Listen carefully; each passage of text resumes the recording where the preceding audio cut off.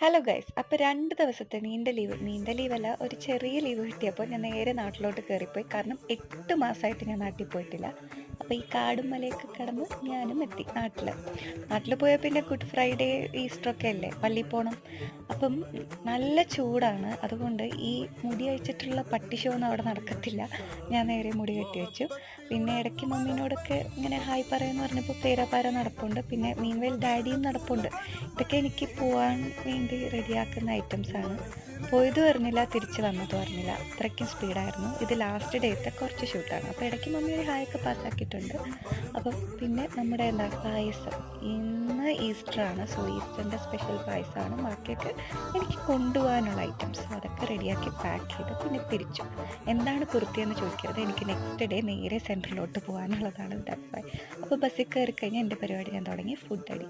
അങ്ങനെ അതും കഴിഞ്ഞ് വീട്ടിൽ പോവാം. Bye bye.